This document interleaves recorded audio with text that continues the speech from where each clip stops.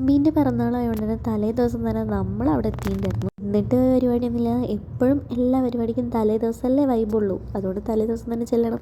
എല്ലാവരും അമ്പലത്തിൽ പോയിട്ട് പിള്ളേർ മാത്രം വീട്ടിൽ ബാക്കി ഉണ്ടായിരുന്നുള്ളൂ കേട്ടോ. ഇവരെല്ലാവരും ഒറ്റയ്ക്കാക്കിയിട്ടാണ് പോയെന്ന് തോന്നുന്നു. അമ്പിയാണെങ്കിൽ അവൾക്ക് പുതിയ ചെയർ കിട്ടിയതിൻ്റെ സന്തോഷത്തിലാട്ടോ. ഇത് എന്ത് കുന്തം എന്ന രീതിക്കാണ് നോക്കിക്കൊണ്ടിരിക്കുന്നത്. അന്ന് നേരത്തെ കാലത്ത് നെക്സ്റ്റ് പോകാൻ മാറ്റി ഒരുങ്ങി വന്നിരുന്നു കേട്ടോ. ഇവർക്ക് എൻ്റെ വ്ളോഗിൽ വരണമെന്ന് ഒരേ ഒരു നിർബന്ധം. പിന്നെന്താ, വ്ളോഗിൽ കയറ്റിയേക്കാം. ദേ നോക്കിയപ്പോൾ നന്ദുവിൻ്റെ ഫാമിലി ഇവിടെ അൺഎക്സ്പെക്റ്റഡ്ലി കണ്ടില്ലെങ്കിൽ നമ്മൾ അഭിനയിച്ച് തകർത്തു കേട്ടോ. അല്ലറ ചില്ലറ സാധനങ്ങൾ നമ്മളും കുറച്ച് ട്രോളിയിൽ എടുത്തിട്ടായിരുന്നു കേട്ടോ. മുകളിലോട്ട് പോകുമ്പോൾ ഈ കുട്ടി എന്നെ നോക്കി പഠിപ്പിക്കുന്നു ഗൈസ്. ഞാനൊന്നും ചെയ്തില്ല, എന്താണെന്ന് അറിയില്ല. ഇപ്പോൾ ഒന്നുമില്ല, നേരെ ബസ്സും കയറി വീട്ടിലോട്ട്. രാത്രിത്തെ കലാപരിപാടിയൊക്കെ കഴിഞ്ഞിട്ട് ഒരു 4 മണി പുലർച്ചെ നമ്മൾ ഫുഡ് സ്പോട്ടിലെത്തിയിട്ടോ.